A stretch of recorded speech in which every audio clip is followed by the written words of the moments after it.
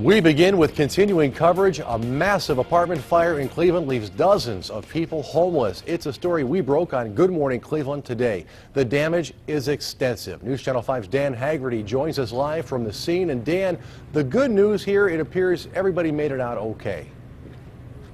Yeah, Paul, that's right, and pretty amazing. This fire spread very quickly. The complex behind me is made up of two different buildings, and the one directly behind me is a total loss, as you mentioned, that extensive damage. I'm joined with by Larry Gray from the Cleveland Fire Department. Thank you very much. Can you tell us the latest after the investigation this morning? Well, the good thing is that we only had 2 victims or 2 injuries in this large fire. That was 2 of the residents that lived on the 4th floor. Minor injuries? Minor injuries, some minor smoke inhalation. We were able to get all the residents out safely. Unfortunately, as you can see, the building is a total loss.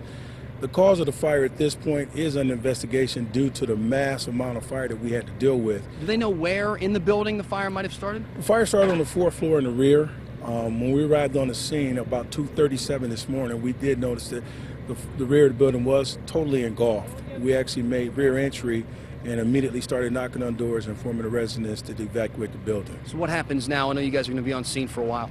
Well, in the adjoining building, we shut down the power and we shut off the gas because there are some water flow issues in the adjoining building.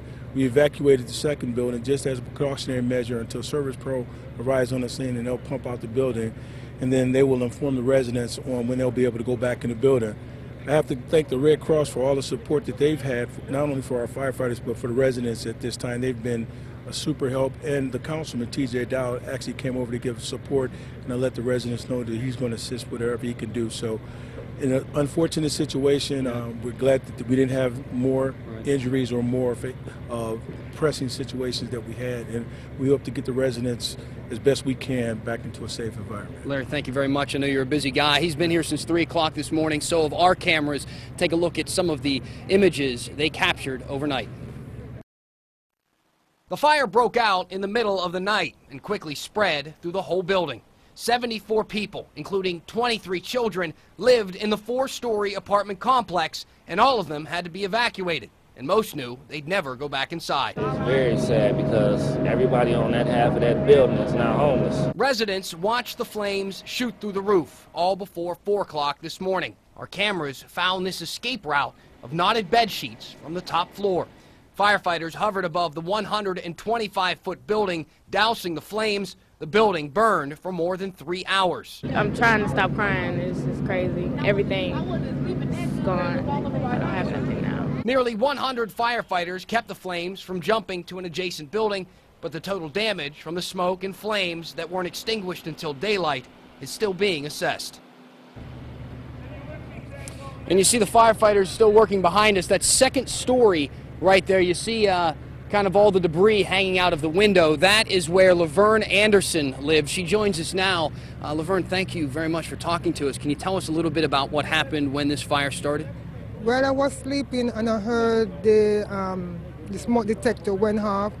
So I went to the door and I opened the door to look to see if I see any smoke and a fire, and I didn't see any. So I went back in the bed and lied down for a minute. So about 3 minutes, then I heard the fire department show up? Yeah, fire department show up, and about 3 to 4 of them outside in the parking lot. So I went and opened my minivan to really look to see. So I went back into my daughter's room and told her, I said, well, she got to go. Come on, let's go, let's go. Now, at that point, could you smell smoke? Could you see fire yet?